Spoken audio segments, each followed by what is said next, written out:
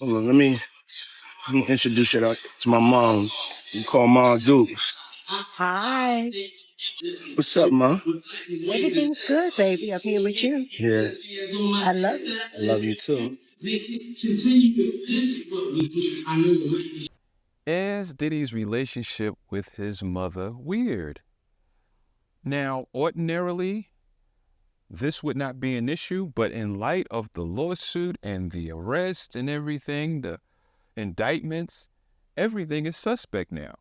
People have been commenting about this video of him and his mother. I think that he's probably on live and he's answering a question about his mom. So we're going to go back and we're going to dissect this video. And I'm going to break it down in context with these lawsuits and her letter that she wrote a week and a half ago in support of her son, Diddy. Okay? Yeah, my mom's gorgeous.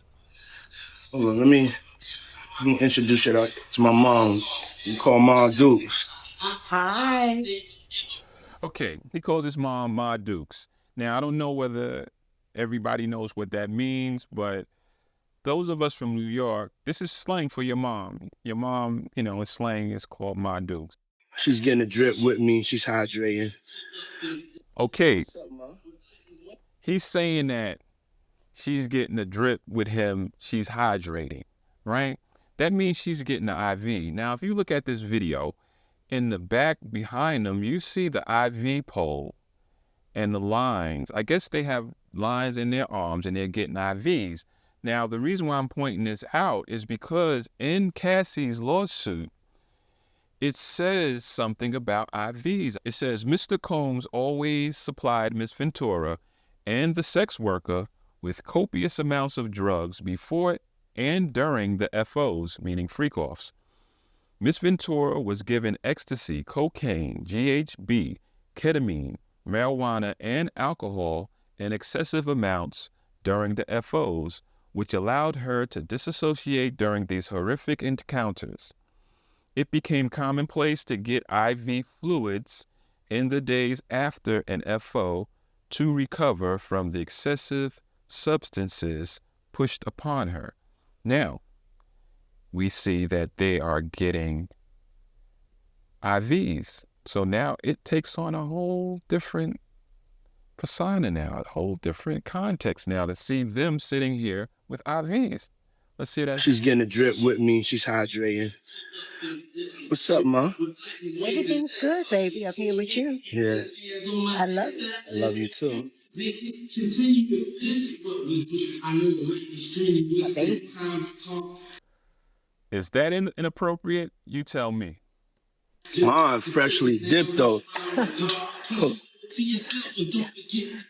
Okay, he wants to show off his mother's clothes. He was trying to show her shoes. He couldn't quite get her shoes in the video. Now, I stopped it here because she has white nail polish. Now, ordinarily, white nail polish is just white nail polish. It doesn't mean anything.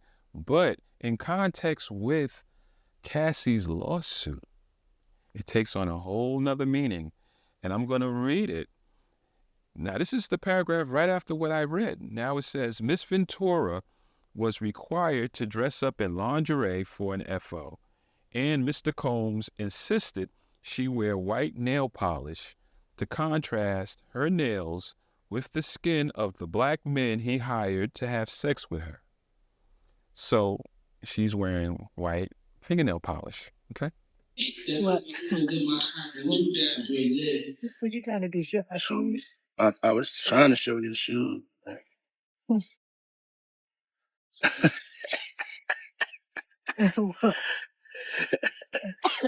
Yeah, my mom's is single. Mom's is single. I ain't gonna hate on my mom's. She's single. Me and my mom talked about one time doing a dating show with her. And she's so picky. She's so picky, they don't stand. But yeah, that'd be the funniest show in the world. It will be. That shit will be. I don't even want to get started if she was doing that. We're not doing that. But yeah, my mom's single. Yeah, for real. Mom Duke know how to have a good time. And she ain't sitting in the house playing. Right. They outside moving and shaking, baby. Got that right. She come with me to strip club. I don't care. Real. It's my dog, you know, I want to live life. We out here moving and grooving. Now he calls his mother his dog, you know, like his homie, his running partner, his buddy. I wouldn't refer to my mother as dog. That is out of the question. So for me, both of these things are red flags. Taking your mother to the club, to the strip club, and calling your mom my dog. That's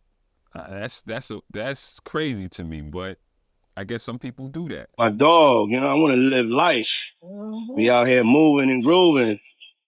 So my mom told me, she just said, keep moving, baby. That's right. Keep moving. She Don't stop. She could touch the floor with her palms. You know? Flat. Oh! Take pew pew pew. Now the context where he talks about his mother being able to touch the floor with her palms. In this context, when someone is asking or he's stating that his mother's single, that he takes her to a strip club, that's his dog, and you know, they live in their life, to bring out the fact that she can put her palms on the ground, on the floor, it's sort of like in a sexual context, because everything else is related to dating and strip clubs and sex. So you would think that he's relating that experience to some sort of sexual act or something like that. Now, her letter that she wrote on October 6th takes on a whole different meaning now since I've seen this video. And I'm going to read a portion of this letter. And there's a sentence here that kind of was throwing me, but now I kind of understand it a bit better by seeing how they relate to each other. It says, I come to you today as a mother that is devastated and profoundly saddened by the allegations made against my son, Sean Combs. It is heartbreaking to see my son judged, not for the truth, but for a narrative created out of lies. To bear witness what seems to be like a public lynching of my son before he has had the opportunity to prove his innocence is a pain too unbearable to put into words. Like every human being, my son deserves to have his day in court, to finally share his side, and to prove his innocence. I am not here to portray my son as perfect because he's not. He has made mistakes in his past, as we all have. My son may not have been entirely truthful about certain things, such as denying he has ever gotten violent with an ex-girlfriend when the hotel's surveillance shows otherwise. Sometimes the truth and a lie become so closely intertwined that it becomes terrifying to admit one part of the story, especially when that truth is outside the norm or is too complicated to be believed. Now let me read that again, that last sentence. Sometimes the truth and a lie become so closely intertwined that it becomes terrifying to admit one part of the story, especially when that truth is outside the norm or is too complicated to be believed. Now, when I initially read this letter, I was under the impression that this is a mother that is defending her son, which I still think that she is coming to her son's defense, as every mother does, and as every mother should. There's nothing unusual about that. And then I was thinking that, you know, the mother usually doesn't know what the son is doing. You know, he's grown, he's got his own life. If he's doing something like he's being accused of, the mother wouldn't know. She wouldn't be in the loop. You know, she would probably be the last person to know. I don't think people would be running to tell her, hey, your son is doing these things. But after seeing this video, I think that she knows exactly what he's doing. I think she knows in great detail what he does, because in this letter, it says, especially when that truth is outside the norm. So he's doing something that she knows is outside the norm, that is not normal. And then it says, or is too complicated, excuse me, is too complicated to be believed. Now, that makes it seem or appear that she has knowledge of exactly what he's doing.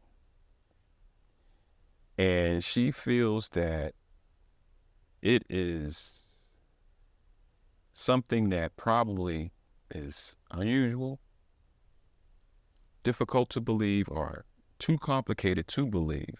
But to her, it seems like it's okay. So that's my take on it. So thanks once again for stopping by and checking me out. And as always, until next time, peace and stay safe. And let me know what you think about this relationship. I love it. I love you too. I